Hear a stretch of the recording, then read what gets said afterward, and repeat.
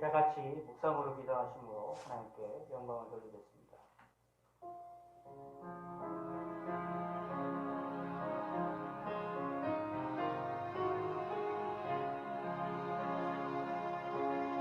주는 주의 힘으로 산을 세우시며 권능으로 띠를 띠시며 바다의 설렘과 물결의 흔들림과 만민의 소유까지 진정하시나이다. 아멘.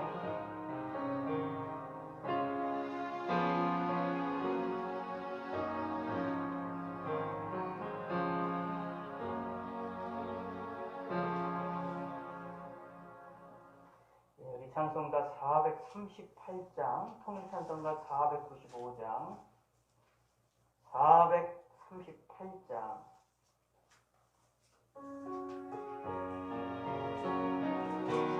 통일찬송가 495장. 영원히 은총이 보증할 때지 먹고 보니 기쁨 많은 이 세상로 정읍으로 와노라. 할렐루야 찬양하세. 내 모든 죄 사함받고 주 예수와 동행하니 그 어디나 하늘나라. 주의 얼굴 뵙기 전에 멀리 뵈러 하늘나라. 내 맘속에 이뤄지니 날로 날로 가깝도다. 할렐루야 찬양하세. 내 모든 죄 사함받고 주 예수와 하니 그 어디나 하늘나. 높은 산이 거친들이 조막이나 봉돌이나 내 주 예수 모신 곳이 그 어디나 하늘나라. 할렐루야 찬양하세. 내 모든 죄 사함받고 주 예수와 동행하니 그 어디나 하늘. 높은 산이 거친들이 조막이나 궁궐이나 내 주 예수 모신 곳이 그 어디나 하늘나라. 할렐루야 찬양하세.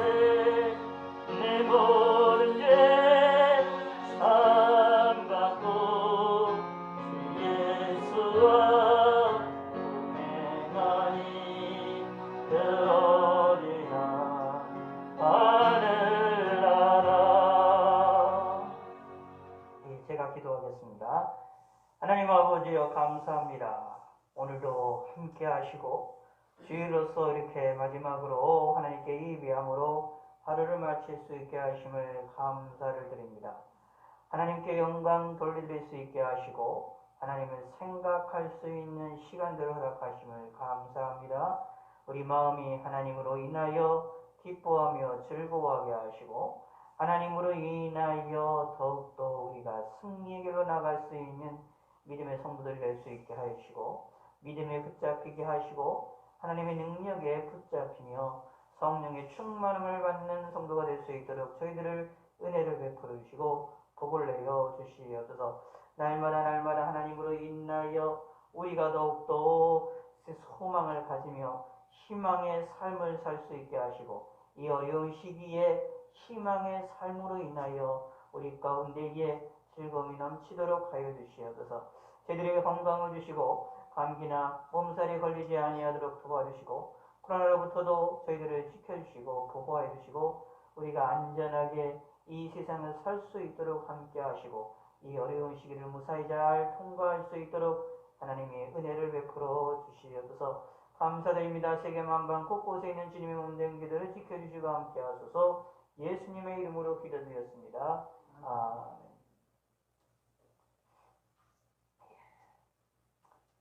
하나님 말씀 잠언입니다.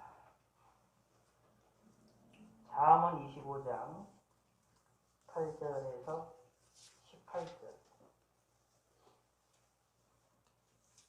8절에서 18절 25장 잠언 25장 8절에서 18절 구약 성경 939년 잠언 25장 8절입니다. 너는 서둘러 나가서 다투지 말라. 마침내 내가 이웃에게서 욕을 보게 될 때에 내가 어찌할 줄을 알지 못할까 두려우니라. 너는 이웃과 다투거든 변론만 하고 남의 은밀한 일은 누선하지 말라.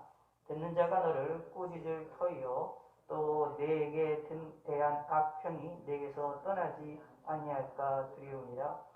경우에 합당한 말은 아로새긴 은쟁반의 금사관이라. 슬기로운 자의 책망은 청정하는 귀에 금고리와 정금 장식이니라. 충성된 사자는 그를 보낸 이에게 마치 추수하는 날의 얼음 냉수 같아서 능히 그 주인의 마음을 시원하게 하느니라. 선물한다고 거짓 자랑하는 자는 비없는 구름과 바람 같으니라. 오래 참으면 관원도 설득할 수 있나니 부드러운 혀는 뼈를 꺾느니라. 너는 꿀을 보거든 젓가리만큼 먹으라. 과식함으로 토할까 두려우니라. 너는 이웃집에 자주 다니지 말라. 그가 너를 싫어하며 미워할까 두려우니라. 자기의 이웃을 쳐서 거짓 증거하는 사람은 방망이요 칼이요 뾰족한 화살이니라. 아멘. 284장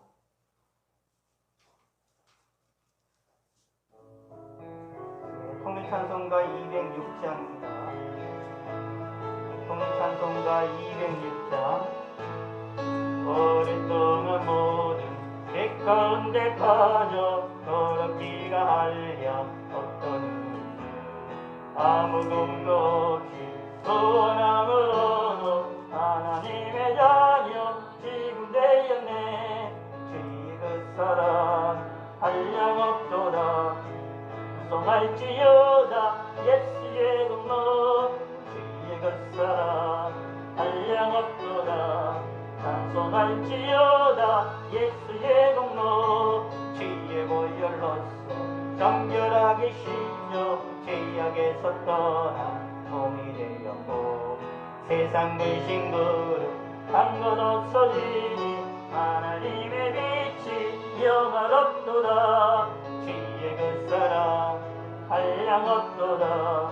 찬송할지어다 예수의 공로. 주의 그 사랑 한량 없도다. 찬송할지어다 예수의 공로. 주의 깊은 잠과 는 세상의 꿈을 어서 깰지어다. 나의 친구 은혜 받을 날과 내가 지금 온 세상에 선포되었네. 주의 그 사랑 한량 없도다. 찬송할지어다 예수의 공로. 주의 그 사랑 한량 없도다. 찬송할지어다 예수의 공로. 찬송가 563장 하나 더 부릅시다. 통일찬송가 411장 563장 통일찬송가 411장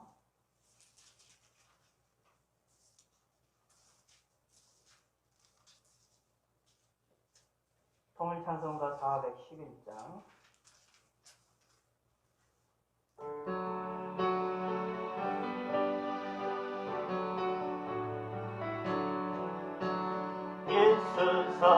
사랑하심을 성경에서 배웠네. 우리들은 약하나 예수 권세만 도다. 날 사랑하심, 날 사랑하심, 날 사랑하심 성경에 쓰였네. 나를 사랑하시고 나의 죄를 다 씻어 하늘문을 여시고 들어가게 하시니 날 사랑하시, 날 사랑하시, 날 사랑하시 성경에 써있네. 내가 연약할수록 높이 여기사 높은 보좌 위에서 낮은 나를 보시네. 날 사랑하시, 날 사랑하시, 날 사랑하시 성경에 세상 사는 동안에 나와 함께 하시고 세상 떠나가는 날 천국 가게 하소서. 날 사랑하시, 날 사랑하시, 날 사랑하시 성경에 쓰였네.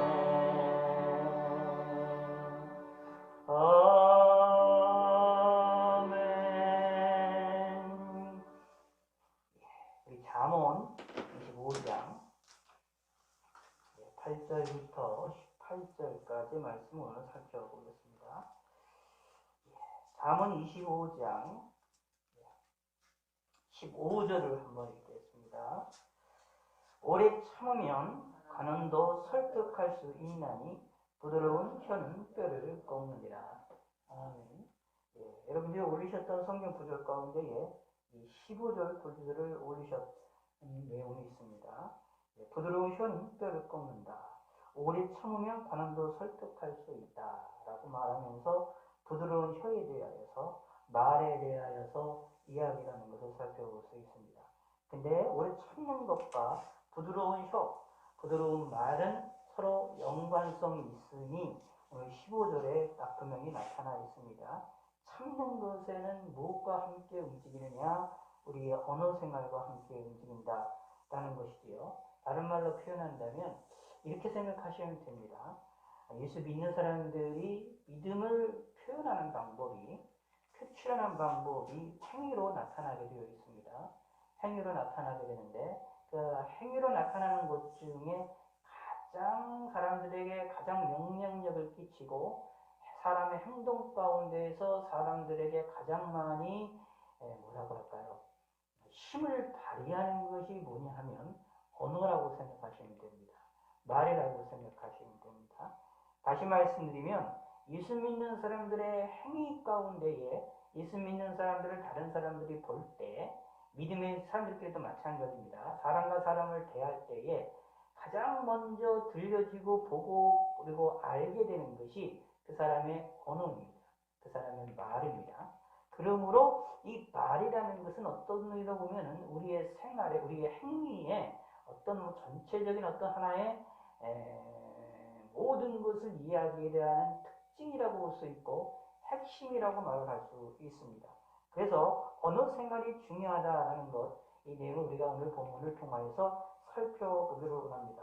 이거는 본문을 읽다가 보면 이 언어 생활에서 가장 중요한 것이 뭐라고 말할 수가 있느냐 하면 내용임을 우리가 이야기를 할 수 있습니다. 우리의 말에 내용이 어떤 내용을 해야 되느냐라는 것을 우리가 살펴볼 수 있고, 이 언어는 동시에 무엇과 밀접한 관계가 있느냐면 우리 마음과 밀접한 관계가 있습니다.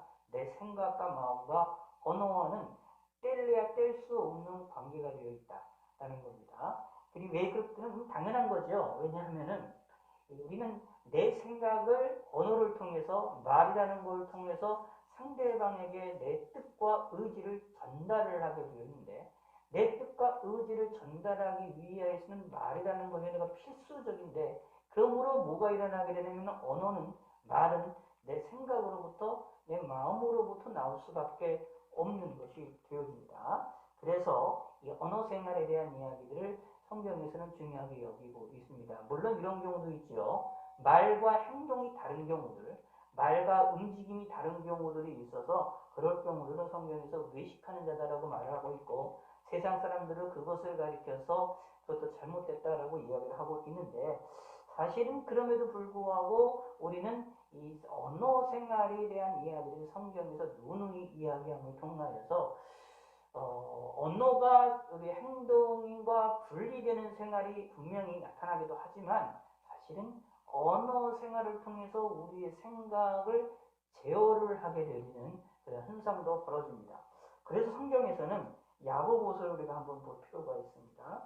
야고보서 우리가 잘 알고 있고 언어 생활을 얘기를 하면 신약 성경에서 이 부분을 빼놓고 이야기할 수가 없는 내용입니다.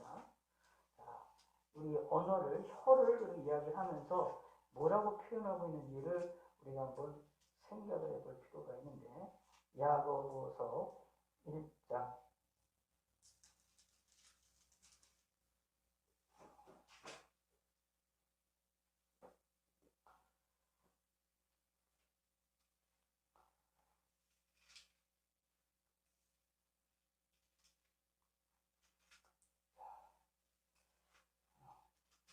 몇 가지를 함께 좀 보도록 하겠죠.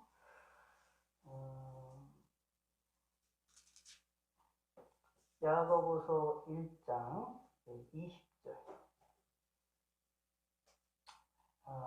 언어 생활을 이야기를 하면서 여기에서는 이제 성내는 문제가 나옵니다. 시작. 사람이 성내는 것이 하나님의 의를 이루지 못하느니라. 19절. 내 사랑하는 형제들아 너희가 알지니 사람마다 듣기는 속히하고 말하기는 더디하여 성내기도 더디하라. 사람이 성내는 것이 하나님의 의를 이루지 못함이니라. 그러므로 언어 생활과 말에 있어서 우리의 화를 내는 거랑 상당히 밀접한 관계가 있음을 성경을 통해서 이야기를 하고 있고 26절 읽겠습니다. 1장 26절 시작. 누구든지 스스로 경건하다 생각하며 자기의 글을 제갈 먹이지 아니하고 자기 마음을 속이면 이 사람의 경건은 헛것이라. 아멘. 그 참된 경건이 어디로부터 나오느냐 하면 자신의 혀에 재갈을 물리는 것, 언어 생활을 통하여 나타난다 라고 말합니다.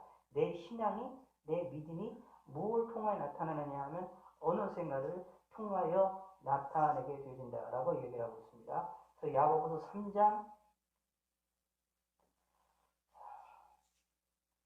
2절 읽겠습니다. 3장 2절 시작. 우리가 다 실수가 많으니 만일 말에 실수가 없는 자라면 곧 온전한 사람이라.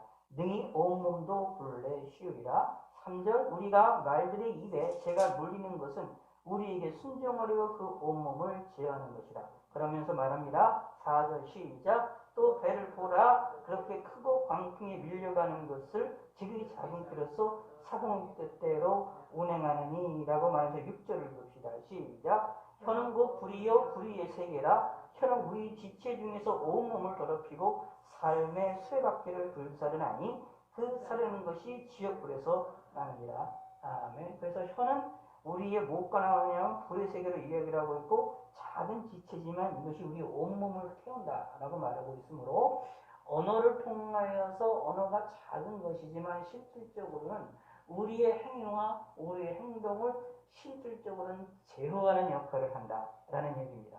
그래서 무엇이 있느냐? 우리의 행함 가운데에서 가장 중요한 것이 언어 생활을 통하여서 우리의 행함을, 우리의 행동을 제어를 해야 된다라는 것이 성경에서 이야기를 하고 있는 내용이죠. 그래서 이야기에서 나옵니다. 자, 4장 11절을 한번 봅시다. 이것도 또 언어와 관련된 겁니다. 4장 11절 시작. 형제들아 서로 비방하지 말라. 형제를 비방하는 자라 형제를 판단하는 자는 곧 율법을 비방하고 율법을 판단하는 것이라. 내가 만일 율법을 판단하면 율법의 준행자가 아니요 재판관이로다. 아멘. 형제들로 서로 비방하지 말라라고 말했죠. 비방하는 것은 이게 뭘 통하여 일어나게 되느냐면 언어를 통하여서, 말을 통하여서 일어나게 된다라는 사실을 우리가 알 수가 있지요. 그래서 비방하지 말라, 우리의 말을, 언어를 절제하라라는 이야기들을 계속해서 하고 있는 것을 살펴볼 수 있습니다. 오늘 잠언으로 다시 돌아가서 이 잠언에 있는 25장도 우리에게 그 내용을 알려주고 있는데, 사실 전체를 더 보아야 되겠지만 25장 전체를 보는 것도 참 유익한데, 오늘은 8절부터 그 내용을 함께 살펴보기로 합니다. 특별히 여기는 언어와 중요한 이 생활에 대한 실질적인 것을 우리에게 알려주고 있기 때문입니다. 25장 8절, 잠언 25장입니다. 시작. 너는 서둘러 나가서 다투지 말라. 마침내 내가 이웃에게서 욕을 보게 될 때에 내가 어찌할 줄을 알지 못할까 두려우니라. 9절. 너는 이웃과 다투거든 변론만 하고 남의 은밀한 일은 누설하지 말라. 아멘. 여기에 보면 이제 두 가지를 이야기를 합니다. 뭐를 얘기를 하냐면 언어 생활을 할 때, 말을 이야기를 할 때, 특별히 이웃과 싸움을 하게 될 때 어떻게 대처를 해야 되느냐, 우리의 말을 어떻게 해야 되느냐라고 말하고 있습니다. 다투지 말라라는 얘기입니다. 서둘러서 다투지 말라. 그래서 급하게 나가서 급하게 다투다가 보면 무슨 일이 벌어질 수 있느냐 하면 이웃이 옳고 내가 잘못하는 경우가 생길 수 있어서 내 잘못으로 인하여 내가 더 내 스스로가 올무에 빠져서 부끄러움을 당할 수가 있다. 그러므로 싸우는 일에 있어서 선수가 되지 말고 싸우는 일에 있어서 다시 말해서 그 일에 대해서 좀 지는 그런 형태를 갖는 것이 그게 실질적으로 지혜로운 사람이다 라고 말하고 있습니다. 결국 싸우는 것도 무엇입니까? 다투는 것도 무엇입니까? 이것이 언어 생활입니다. 말로 싸우게 됩니다. 주먹으로 싸우는 경우도 있지만 실질적으로 가장 먼저 시작하는 것이 언어를 통하여 일어나게 되는 것이죠. 그런데 여기에 29절에 보면 대단히 우리에게 치산한 바가 큰 것이 있습니다. 너는 이웃과 다투거든 이라고 말하고 있는데, 우리는 인간인지라 연약한 자들이기 때문에 삶을 살아나가다 보면 싸움이 일어날 수가 있고 논쟁이 벌어질 수 있고 말싸움이 일어날 수 있는 저희들입니다. 예수 믿는 사람들도 말싸움이 벌어질 수도 있고요. 화가 나서 또 말싸움들이 일어날 수가 있음을 기억해야 됩니다. 그런데 말싸움을 한다 할지라도 이 성경에서는 거기에 뭘 주냐면 선이 있음을 분명히 이야기를 합니다.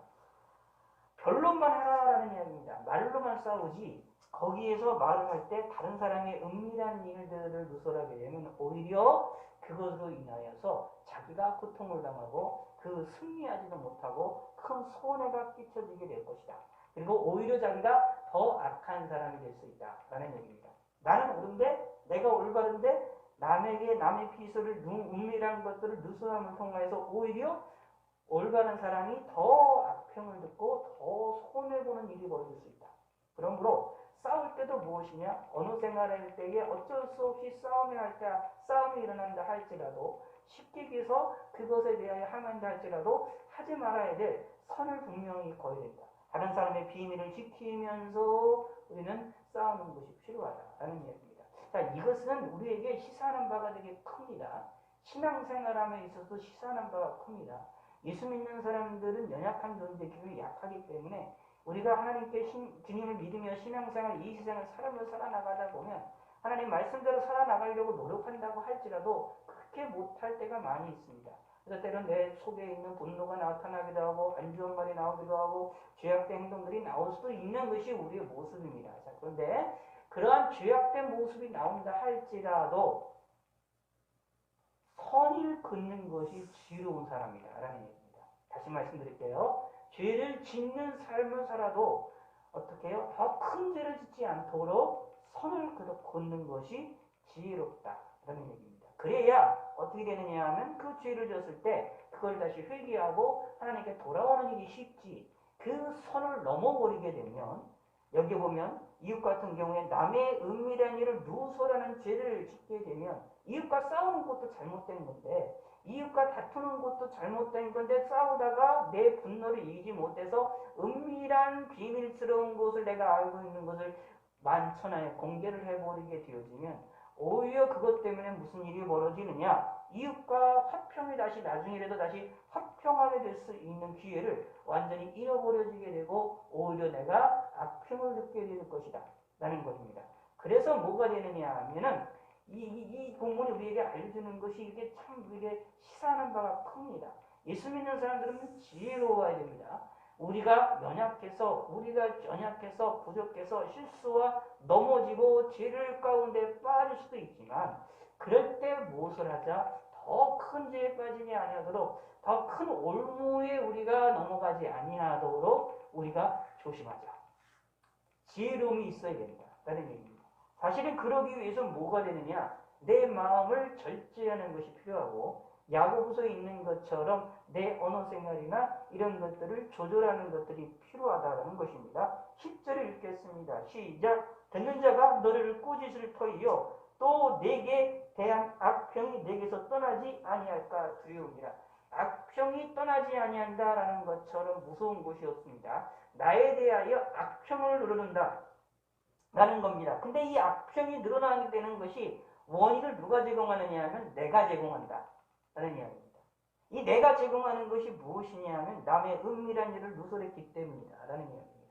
그러므로 싸움을 할 때도 그냥 그 내용 가지고 그 싸우는 내용을 가지고 우리가 이야기를 해야 되지 이걸 가지고 우리가 은밀한 일을 누설하는 일들을 우리가 조심하자라는 이야기입니다.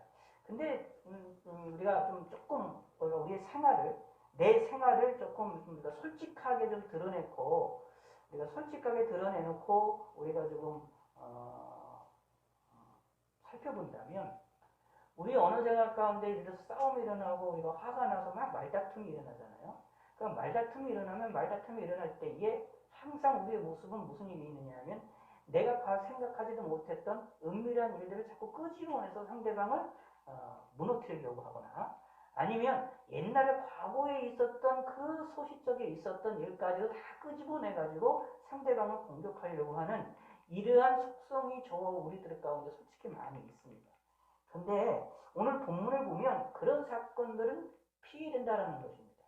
왜냐하면 싸우는 그 내용만 가지고 싸우는 것이 지혜롭지 그러니까 싸우는 내용만 가지고 변론하는 것이 말로 싸우는 것이 지혜롭지 그 사람이 숨기고 있는 그런 비밀이나 은밀한 일이나 그러나 또 그 안에 또 옛날 과거로부터 있었던 그러한 이야기들 숨기지는 말을 안 하는 내용들을 갖다가 끄집어내서 옛날 것을 끄집어내가지고 다시 이야기를 한다? 그런 것들은 무엇이 되느냐? 내가 옳은 사람인데 오히려 나를 악평하도록 하게 만들고 내가 내 스스로를 칼로 찌르는 행위와 같다라는 이야기입니다. 그러므로 우리는 잘못된 길에 들어선다 할지라도 그 잘못된 길이 더 큰 잘못에 들어가지 아니하도록 우리는 항상 경계를 삼을 줄 알고 지혜로움을 갖는 것이 필요합니다.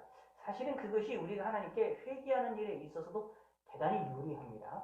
하나님께 회개할 때도 하나님 앞에도 하나님께 나아갈 때도 회개를 좀 더 쉽게 할 수가 있음을 알 수가 있습니다. 그렇다는 이야기는 어떤 의미로 되느냐 하면 내게 대한 악평이 내게서 떠나지 아니한다라는 이 말들은 이 말씀을 통해서 기억해야 될 것은 뭐냐 하면 이런 실수를 하게 되면 다른 사람이 나를 계속해서 보는 일들을 이렇게 생각하시면 됩니다. 내가 심은 대로 내가 거두는 겁니다. 내가 다른 사람의 비밀을 내가 그것을 갖다가 싸우면서 그 사람을 끄집어내가지고 그 사람을 공격을 했어요. 그렇게 돼서 계속했으면 계속 그런 일을 해놨으면 내가 그 행동한 것 때문에 다른 사람도 나의 잘못을 계속해서 끄집어낸다는 얘기입니다. 분명히 말합니다. 네게서 떠나지 아니할까 두려우니라. 떠나지 않을 수도 있다. 다른 사람이 나를 공격하는데 나에 대한 악평을 내 모습은 그렇지 않은데 나에 대한 거짓된 모습을 가지고 공격을 해 들어온다는 얘기입니다. 분명히 18절에 보시면 자기 이웃을 쳐서 거짓 증거하는 사람은 방망이요 칼이요 뾰족한 화살이라고 이야기를 하고 있어서 자기 이웃을 쳐서 거짓 증거하는 것을 분명히 잘못됐다라고 말하고 있습니다. 자기 이웃에 대해 거짓 증거하는 것은 그 사람을 죽이는 것이고 칼로 찌르는 것이고 뾰족한 화살로서 그 사람을 무너뜨리는 것이 되어지기 때문에 아주 잘못된 것이다 라는 얘기입니다. 자, 그런데 이러한 거짓된 증거들이, 이런 거짓말들에 대한 이 악평도 있거든요. 그런 것이 우리 주위에 계속해서 나타난다 라는 얘기입니다. 그럼 어떻게 될까요? 우리가 견디기가 힘들겠지요. 단 한 번의 실수로 이런 일이 벌어질 수가 있습니다. 그러므로 뭐가 되느냐 하면은 우리가 이런 지혜로움이 필요하다. 말싸움을 해도 말싸움으로 끝나야지, 그게 아니라 그 사람의 은밀한 것을 끝까지 드러내버려서, 그리고 과거에 있었던 것까지 끝까지 드러내서 이야기를 해버리면 무슨 일이 벌어지냐? 상처가 입혀지고, 내가 그렇게 했으므로 내가 행동한 행동이 그대로 돌아온다. 성경의 원리는 내가 행동한 대로 그대로 돌아오면, 자, 성경에서 얘기 나오죠. 이제 30배, 60배, 100배. 하나님 우리 심은 열매에 대한 결과를 내는 것도 30배, 60배, 100배의 열매를 우리에게 주신다고 말씀하신 것처럼, 이런 하나님, 내가 던지거나, 이 악한 것도 마찬가지예요. 악한 일을 하는 것에 대해서 내가 악한 일을 하고, 그것에 대해서 내가 거둔 일이, 악한 열매들을 거두게 될 때도 어떻게 우리가 생각하는 것 이상으로 거둬들게 됩니다. 무섭다라는 이야기입니다. 나는 악한 일을 하나를 던졌는데 나에게 돌아오는 것은 10이 돌아올 수도 있고 100이 돌아올 수도 있고 1000이 돌아올 수도 있고 알 수가 없는 일입니다. 그러면 어떻게 되느냐? 나의 한 번의 실수로 많은 어려움이 생깁니다. 우리가 견디지 못할 어려움이 생길 수 있다. 그러므로 우리가 언어 생활을 함에 있어서도 이러한 지혜로움을 가져야 됩니다. 그건 저보다 여러분들이 잘 아실 겁니다. 인생을 살아나오시면서 그런 경험들을 많이 하셨을 텐데, 그게 뭐냐면 성경에 통하여 봤을 때 그게 하나님의 섭리예요. 그게 하나님의 아주 섭리라는 사실을 기억하시는, 예수 믿는 사람과 믿지 않는 사람들에게 동일하게 역사하시는 하나님의 역사라는 것을 우리가 기억을 하셔야 돼요. 그러다 보니까 어떻게 되느냐 하면, 싸울 때도 그냥 말로 싸워가지고 그냥 그거로만 끝나버리면 그냥 나중에 쉽게 풀어지고 서로 간에 하게 되는 일이 벌어지지만, 그러나 그렇지를 않고 남의 상대방의 은밀한 것들이나 그런 것들을 끄집어내서 공격을 하게 되면, 그 공격했던 것들이 나에게 돌아오는데 더 크게 돌아옵니다. 그것도 끊임없이 돌아오게 돼서 나는 그렇지 않은데, 내 모습은 그렇지 않은데 다른 이들을 나를 악하게 보게 되는 모습이 나타나게 돼서 다시 어떻게 돼요? 서로 화해할 기회조차 없게 되는 일들을 찾아볼 수 있게 되어진다. 이게 뭐냐 하면 하나님의 섭리적인 방법이다 라는 것을 우리가 기억을 하시면, 그래서 지혜로운 사람들이 되셔야 되는데, 어떻게 해요? 오늘 본문에 나와 있는 이 구절처럼 잘못된 일을 행해도 싸우는 거죠. 이웃과 싸우는 것이 잘못된 일이죠. 죄악된 행동입니다. 그럼에도 불구하고 그 죄악된 행동에서도 지혜로워야 된다라는 얘기입니다. 더 큰 죄악들, 더 큰 악을 행하지 아니하도록 지혜로움을 갖자. 그것이 우리가 해야 될 일이죠. 그래서 11절을 보시기 바랍니다. 시작. 경우에 합당한 말은 아로새긴 은쟁반의 금사관이다. 이 비유가 참 어렵지요. 그러면서도 상당히 멋있는 내용입니다. 경우에 합당한 말이라는 말이 나오는데, 그건 아로새긴 은쟁반의 금사관이라니 아주 귀중하다. 예쁘게 은으로 만들어진 쟁반에 있는 금사과다. 그러니까 쟁반도 귀중하고 금도 귀중하고 금사과도 귀중하다라는 얘기가 되는 것이죠. 그래서 이것을 뭐 돈으로 따진다면 뭐 여러 가지도 비싸게 되겠지만, 이 모습, 아로새긴 은쟁반과 금사관이라는 말 속에서 이것을 우리가 상상을 해보면 참 아름답다라는 것을 알게 됩니다. 곧 경우에 합당한 말은 정말로 우리에게 아름다운 것이고 우리에게 보석이다라는 얘기입니다. 근데 중요한 것은 그냥 말이 아니라 경우에 합당하다. 무슨 말이냐 하면 시시때때로 맞는 말을 하는 것이 필요하다. 이런 경우에 합당한 말을 하기 위해서는 사실 지혜가 필요한 겁니다. 그래서 야고보서에 나와 있는 것처럼 우리가 하나님께 지혜를 항상 간구를 해야 됩니다. 합당한 말을 찾고 합당한 말을 하는 것, 우리가 우리의 지식과 지혜로 하지 못할 때도 많아요. 근데 그것을 하나님이 도와주셔서 우리에게 합당한 말을 하기를, 언제? 경우에 따라 그 시시때때로 말을, 다시 말해서 예를 들어서요, 구절에 있는 것처럼 싸우더라도 뭘 하지 말아야 된다고요? 남의 은밀한 것들을 누설하지 말아야 돼요. 어떤 한계가 있는 겁니다. 이런 식으로 경우에 합당한 말을 하게 되어지면 그것이 나에게는 아름다움이 되어지고 나의 신앙을 지키고 나의 삶을 풍요롭게 만든다 라는 얘기입니다. 그러므로 경우에 합당한 말, 그것이 야고보서에서는 무엇이냐 하면은 이 언어를 혀를 조심해야 될 것을 이야기를 하고 있는 것입니다. 그러므로 저와 여러분들이 경우에 합당한 말을 우리가 하기를 소원하고 소망을 하셔야 됩니다.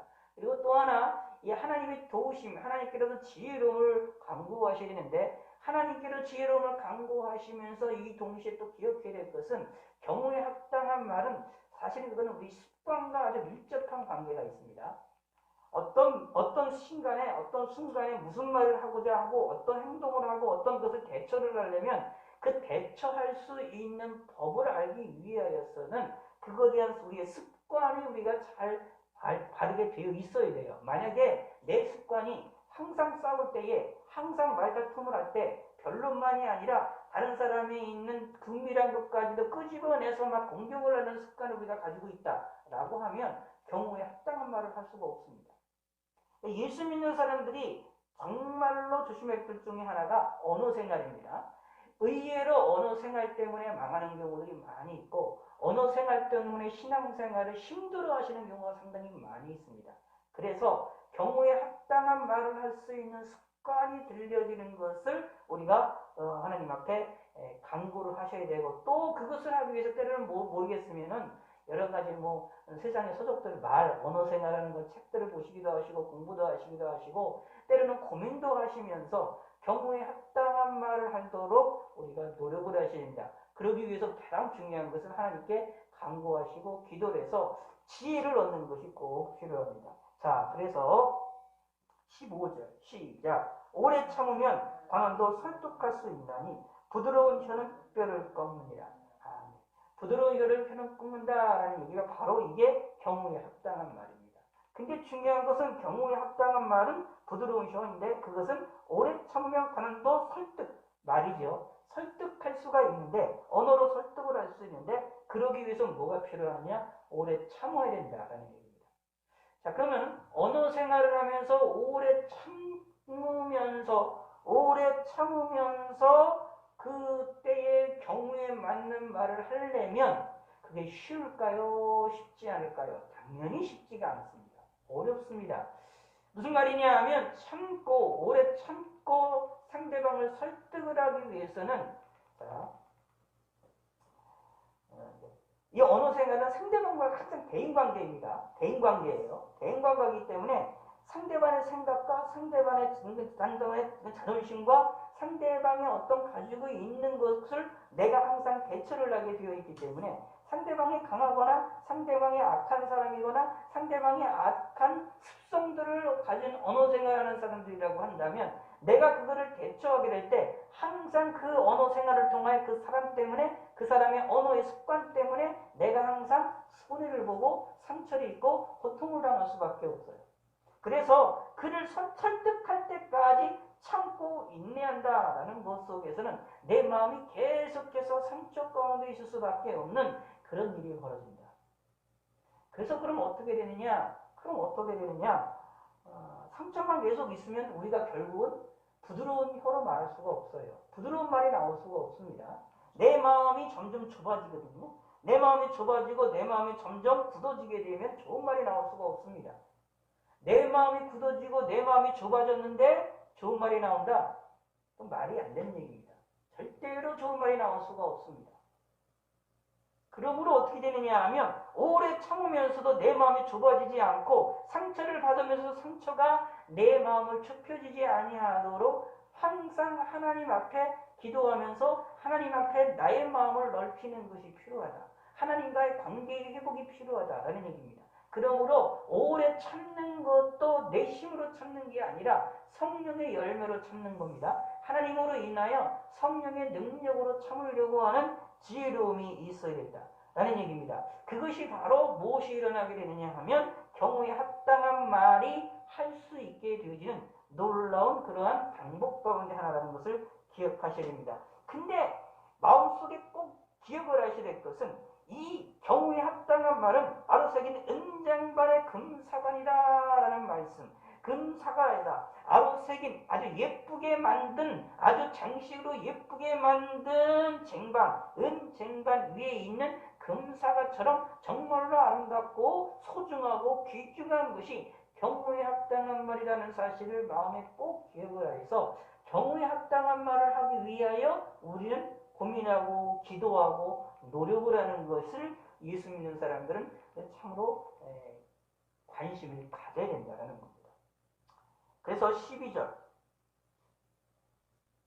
시작. 슬기로운 자의 책망은 청종하는 귀에 금고리와 정식 장식입니다. 아멘. 여기도 이렇게 나옵니다. 자, 경우에 합당한 말을 할 때에 참고만 있는 게 아니에요. 어떤 때는 여기 보세요. 15절에 있는 것처럼 오래 참으면 가난을 설득할 수 있다라고 말하고 있죠. 그래서 어떤 때는 말을 할 때 오래 참는 것이 필요해요. 근데 어떤 때는 뭐가 필요하냐면 슬기로운 책망도 하는 것도 필요합니다.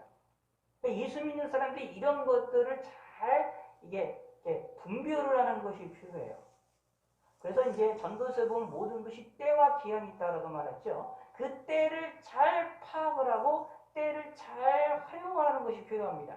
그것을 또 뭐라고 표현했냐면 성경에서는 세월을 아끼라라고 말합니다. 세월을 아낄 줄 아는 믿음의 사람들이 되셔서 하나님께 영광을 돌려드리셔야 되겠습니다. 그러므로 때로는 어떤 때는 우리에게 다른 이들에게 책망을 하고 조언을 하고 충고를 해줄 수 있는 언어 생활도 해야 된다라는 얘기입니다.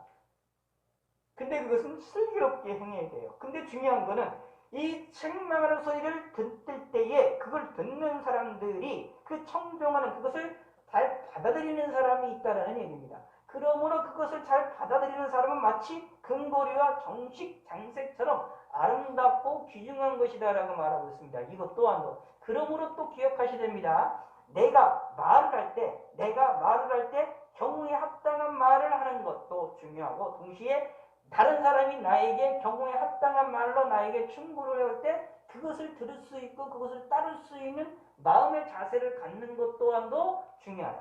그래서 예수 믿는 사람이 두 가지를 다 가지고 있어야 됩니다. 그런데 이것을 갖기 위하여서 무엇을 하느냐? 우리의 언어 생활에 지혜로움을 추구해야 된다는 얘기입니다. 13절 충성된 사자는 그를 보낸 이에게 마치 추수하는 날의 얼음 냉수 같아서 능히 그 주인의 마음을 시원하게 하느니라. 그 주인의 마음, 하나님의 마음을 시원하게 해드려야 됩니다. 무엇을 통하여? 언어를 통하여.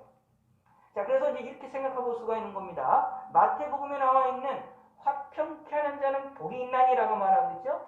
그러므로 화평케 하는 자가 복이 있다라고 말씀하므로 우리도 화평케 하는 자가 되어야 되는데 화평케 하기 위하는 일 가운데 가장 중요한 방법 가운데 하나가 언어 생활이라고 보시면 됩니다. 말이라고 보시면 됩니다. 그런데 이것이 누구 앞에서 충성된 사자로처럼 충성된 그 보내신 자의 그 뜻을 헤아려서 정확히 이야기를 할 줄 아는 이것도 경우에 합당한 일입니다. 그러므로 누구에게 하나님께 충성하며 나아갈 줄 아는 지혜로운 사람이 되어야 된다는 겁니다. 그래서 우리는 어떻게 되냐? 예수 믿는 사람들의 언어 생활이라는 것은 이야기해야 될 때가 있고 참아야 될 때가 있고 말을 해야 될 때가 있고 말을 하지 않아야 될 때가 있고 요거를 분별을 잘 하셔야 됩니다. 내가 말을 하지 말아야 되는데 말을 하고 충고를 하게 되면 여기 마태복음에 나와 있는 것처럼 무슨 일이 벌어지게 되느냐 하면은 그 사람이 알아듣지 못하고 개와 돼지와 같은 사람의 성품을 가지고 있는 사람이라면 내가 던지는 이 보석, 내가 던지는 이 아름다운 말이 어떻게 그것을 알아듣지 못하고 오히려 나를 공격을 하게 되어지는 경우가 있다. 그러므로 그런 것들도 분별할 수 있는 눈을 가져야 되고 그런 마음을 가져야 되는 것을 우리는 분명히 아셔야 된다는 얘기입니다. 그러므로 하나님 앞에서 충성된 사자로서 하나님 앞에서 하나님이 원하시는 마음을 잘 이야기하고 말하기 위하여서 우리가 노력을 하고 훈련하는 것이 필요합니다. 그러면서 14절 선물한다고 거짓 자랑하는 자는 비없는 구름과 바람 같으니라. 이게 뭐냐면 거짓말에 대한 이야기하는 겁니다. 거짓말하는 것들은 무엇이 일어나게 되느냐? 비없는 구름과 바람 같아서 실질적으로는 아무것도 아니다. 바람에 의해서 많이 움직이고 여러 가지 일어나게 되지만 실질적으로는 아무것도 아닌 사람이 될 수밖에 없다라는 얘기입니다. 큰 것처럼 보이고 큰 역사가 일어나는 것처럼 보이지만 실상 남는 것은 없고 오히려 큰 파괴만이 남게 되신다. 무엇이요? 거짓말한다고 거짓 자랑하는 자. 바로 이것이 이런 사람들은 또 어떻게 보면 우리가 잘 아는 것처럼 지난번에 보았죠. 잠언 27장 1절 너는 내 일을 자랑하지 말라. 하루 동안에 무슨 일이 일어났는지 내가 알 수 없습니다. 라고 말씀하고 있죠. 내 일을 자랑하는 것과 같은 사람이라는 사실을 우리가 기억을 하실 필요가 있습니다. 자, 그리고 또 하나 16절 시작. 너는 꿀을 보거든 조카리만큼 먹으라. 과식함으로 토할까 두려우니라. 아멘. 이것도 무엇인지 하면 생활에 대한 이야기인데 이것도 언어 생활과 연결시켜서 이야기를 할 수 있습니다. 꿀을 보거든 조카리만큼 먹으라. 과식함으로 토할까 두려우니라. 우리의 삶에 있어서 음식을 먹는 것에 있어서 항상 적당하게 행동하는 것처럼 우리의 언어 생활도 적당하게 해야 된다는 것을 우리에게 알려주고 있습니다. 그래서 17절 시작. 너는 이웃에 자주 다니지 말라. 이웃집에 자주 다니지 말라. 그가 너를 싫어하며 미워할까 두려우니라. 왜 그럴까요? 이들이 뭘 하니까? 자기 이웃을 쳐서 거짓 증거하는 사람은 방망이요, 칼이요, 뾰족과 화살이라고 말하고 있죠. 그러므로 의외로 이웃집에 자주 다니는 사람들 가운데 무엇이 많으냐 하면 이웃들을 거짓 증거하는 사람들이 의외로 많다. 그러므로 그러지 아니하도록 우리는 항상 조심하자라는 겁니다. 이게 이제 예수 믿는 사람들이 조심해야 될 것 중에 하나입니다. 그런데 이제 솔직히 저희들이 이런 삶이 참 어렵습니다. 경우에 합당한 말을 하고 경우에 말을 합당한 언어 생활을 한다라는 것이 쉬운 게 아니에요. 1 더하기 1은 2라는 이렇게 딱 규칙적으로 나오는 산수처럼 그냥 딱딱 떨어지면 얼마나 좋겠습니까? 근데 우리의 언어 생활이라는 것이 딱딱 떨어지지가 않는 게 참 이게 문제입니다. 그러므로 항상 우리의 언어에 대한 것들에 대해서 예수 믿는 사람들은 고민을 많이 하시고 그리고 하나님께 기도하시면서 말씀을 보시면서 내가 때를 따라 합당한 말과 행동을 하기를 소원하고 소망하시고 그거를 위해서 우리가 신경을 쓰는 삶이 돼야만 합니다. 그것이 우리 예수 믿는 사람의 어떤 언어 생활의 지혜로움이다라고 말할 수가 있습니다. 근데 의외로 예수 믿는 사람들이 언어 생활에 대한 이 고민들을 많이 안 하는 것을 찾아볼 수 있어요. 의외로도 예수 믿는 사람들이 언어에 대한 이야기들을 세상 사람들보다 더 많이 신경을 안 쓰고 그냥 될 때는 되라는 식으로 언어 생활을 하는 경우들이 많아서 오히려 예수 믿는 사람들이 욕을 먹게 되어지는 경우들이 너무 많이 나타나게 됩니다. 하지 말아야 될 말들을 함을 통해서 다른 이들에게 악평을 듣게 되어지고 그 악평이 나의 삶에 계속해서 또 남겨지게 되지는 이러한 끔찍한 일들이 많이 나타나는 것을 찾아볼 수 있습니다. 그래서 이렇게 되지 아니하도록 우리는 항상 하나님께 기도하면서 나의 언어 생활을 뒤돌아보시고 조심하시는 것이 필요합니다. 이웃을 쳐서 거짓 증거하지 않으려고 노력을 해야 되고 그리고 무엇을 해야 되느냐 하면 거짓말을 하지 아니하도록 이야기하지 않도록 조심하면서 경우에 합당한 말이 무엇인지를 잘 고르고 잘 생각하는 것이 필요합니다. 또 특별히 오늘 여기에 9절에 나와 있는 이 말씀 9절에 나와 있는 말씀을 좀 우리 마음에 새기는 것이 필요해요. 다시 읽어보겠습니다. 시작. 너는 이웃과 다투거든 변론만 하고 남의 은밀하는 뜻을 하지 말라. 아멘. 이 말씀대로 우리의 말의 언어 생활 가운데에 신앙생활하고 우리가 일상생활을 하다가 보면 이렇게 언어적인 이런 싸움이 일어날 때가 있는데 그런 싸움이 일어날 때 항상 조심하자. 언어 생활은 그 싸움만 가지고 언어 생활 그 싸움의 내용만 가지고 변론만 해야지 그 내용만 가지고 언어로 싸워야지 그것이 아니라 거기에 있는 숨겨져 있거나 그 사람의 오래전 것도 있는 것까지 다 끄집어내서 누설해서 이야기를 하게 되면 오히려 그것을 통하여서 내가 손해보는 일이 벌어질 수 있다 라는 것을 우리가 꼭 기억을 하셔서 조심해야 됩니다. 동시에 이 말씀을 조금 확장시켜서 적용을 시킨다면 우리의 신앙생활을 함에 있어서 우리가 연약하기 때문에 때로는 이렇게 싸우는 것처럼 언어 생활에서 싸울 수밖에 없는 이웃과 싸울 수밖에 없는 상황에 떨어지는 것처럼 우리의 삶에 있어서도 죄악에 떨어질 때가 있습니다. 죄를 짓게 될 때가 있어요. 그런데 그때에 무엇을 하냐? 선을 정확하게 넘지 않도록, 더 큰 죄를 짓지 않도록 확실한 선을 거놓는 지혜로운 사람이 되는 것이 또한 우리 예수 믿는 사람들의 신앙의 지혜라는 사실을 꼭 마음속에 새기시길 바라겠습니다. 사실 구절과 같은 이 상황은 우리가 예수 믿는 사람들이 잘 이해를 못하고 잘 이야기를 하지 않는 부분 가운데 하나입니다. 잘못하면 오해를 할 수가 있어서 작은 죄를 져도 괜찮은 것이다 라고 사람들이 오해를 할 수가 있기 때문에 상당히 위험한 얘기만은 분명한 사실입니다. 그럼에도 불구하고 우리가 좀 지혜로움을 갖는 것이 우리가 필요하다. 이것이 저와 여러분들의 지혜로운 삶이라는 것을 꼭 마음에 새기시고 11절 경우에 합당한 말은 아로새긴 은쟁반의 금사간이라는 말씀을 마음에 새기셔서 경우에 합당한 말로 하나님께 영광을 돌리시고 때를 따라서 하나님 앞에 말과 행동을 할 수 있는 언어 생활을 할 수 있는 능력을 우리가 소유하기를 소망하시는 우리 성도가 되셨으면 좋겠습니다. 하나님 아버지여 감사합니다.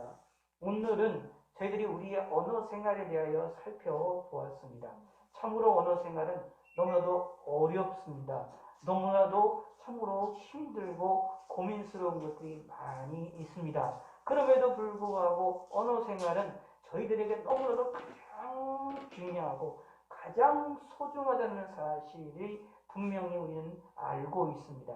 그러므로 우리의 언어가 참으로 경우에 합당한 말을 할 수 있도록 저희들에게 지혜를 주시고 저희들에게 은혜를 베풀어 주시고 우리의 언어를 통하여 다른 이들을 화평케 만들고 우리의 언어를 통하여 내 마음이 기쁨이 충만하고 우리의 언어를 통하여 하나님의 마음을 시원케 만들고 다른 이들의 마음도 시원하게 만드는 그러한 믿음의 사람들이 될 수 있도록 우리 언어에 능력을 주시었고 우리 말에 힘을 더해 주시고 지혜를 허락하여 주시옵소서. 경우에 합당한 말이 우리의 말에서 우리의 입술에서 항상 나오게 하여 주시옵고 경우에 합당한 말을 통하여 하나님께 영광을 돌려드리며 주님을 기쁘시게 드릴 수 있도록 도와주시옵소서. 우리는 부족합니다. 우리는 연약하옵니다. 우리의 능력으로는 경우에 합당한 말을 저희들이 할 수가 없사오니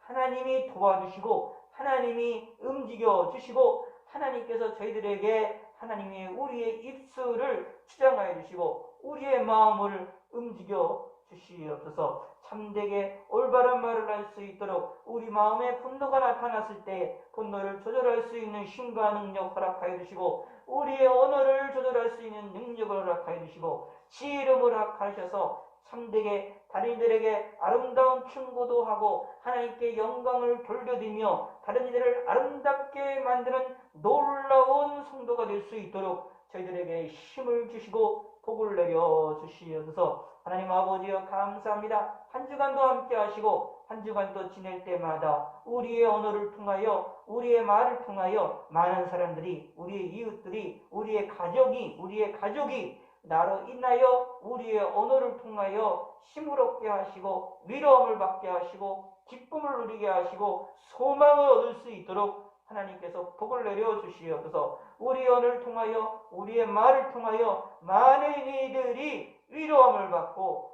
소망을 얻을 수 있는 놀라움의 축복이 모든 성도님들 한 사람 한 사람에게 임하셔서 하나님이 주셔서 오늘 한 주간도 승리하며 기쁨의 삶이 되실 수 있도록 축복하시고 복을 내려 주시옵소서. 이런 일들을 잘 감당하는 모든 성도님들이 되셔서 하나님의 마음을 시원케 만드는 모든 일이 될 수 있도록 하나님께서 은혜를 베풀어 주시옵소서. 감사드립니다. 우리는 할 수 없사오니 하나님이 도와주시옵소서. 예수님의 이름으로 기도드렸습니다. 아멘. 하늘에 계신 우리 아버지여, 이름이 거룩히 여김을 받으시오며 나라의 마옵시며 뜻이 안에서 이루어진 것 같이 땅에서도 이루어지이다.